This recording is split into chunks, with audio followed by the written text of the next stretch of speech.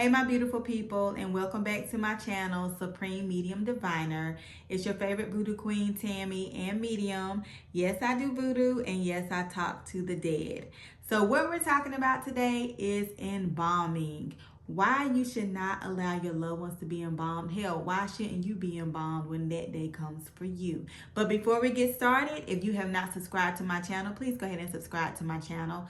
Once you subscribe, go ahead and hit that bell so you can be notified when I drop a video. Please share the love if you think this content will help someone. Also comment. I love to hear your thoughts and your expertise. Let's talk about this, okay? Let's jump right into it.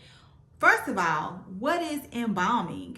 Embalming is when you remove the fluid out of your body, the natural fluid, blood, anything else that you can think of, and you replace it with a chemical that is man-made, okay? Why would we embalm? They do embalming because they want to slow the process of the body decomposing, and they also feel like that the body should be presentable when the funeral starts. Also, they feel like that it is hazardous for those fluids to still, the natural fluids to still stay in the body because it may cause some type of disease in the air. You may get something that's airborne.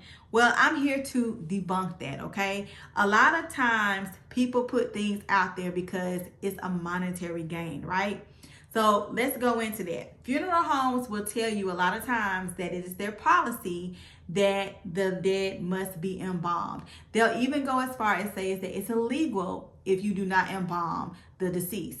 First of all, you need to check with your state, and I hardly think that it's illegal, okay? Secondly, that is a personal choice that the funeral home is making when they make that policy. If you don't agree, guess what? You can find another funeral home. You do not have to go with their policy whatsoever.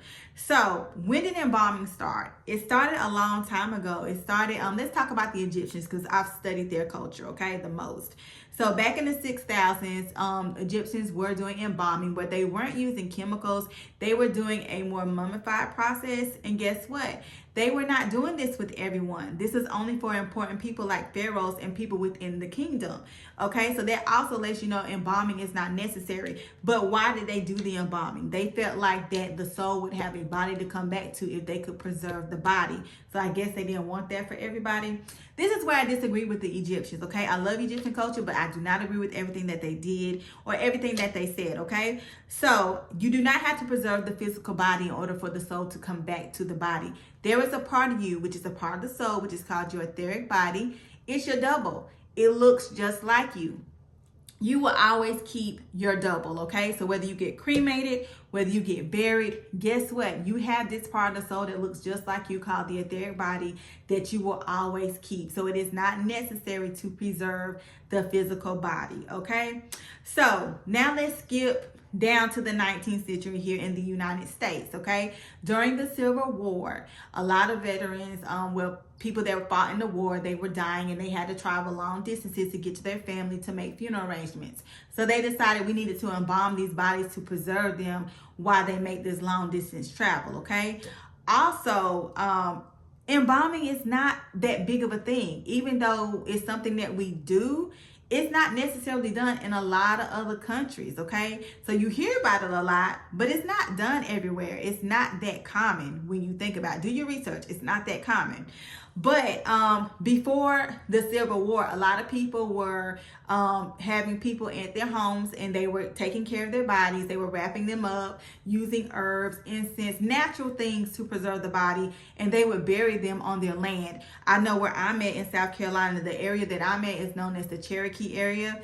So the Cherokee Indians would bury under their houses a lot, okay? So that was common. But when we started having the Civil War in the 19th century and they started implementing embalming in the soldiers, then of course, you know, what comes up? Funeral homes, okay? People who are saying that they are trained to do this, and they're now saying that it's necessary that you have to have embalming. You can't have the bodies in your house. You need to bring them to the funeral home, which brings me to my next point. All about monetary gain. All about money, okay? That's why I was telling you that this is about money. So of course they're going to tell you that it's in their policy, okay? But if it's something that you do not want for your loved one, please move on and don't do it, okay? So what you need to understand, if you do decide to get embalming, it does not stop the body from decomposing. It only stops it for a little bit. The body will still decompose, okay? it's still going to go through that process. The body can be placed in the refrigerator before the funeral. When you go to the hospital and they have the morgues, they are in coolers, okay? You have Jane Doe's, John Doe's, bodies that are not identified and not there for a while. Guess where they are stored?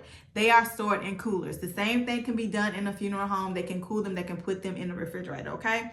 Also,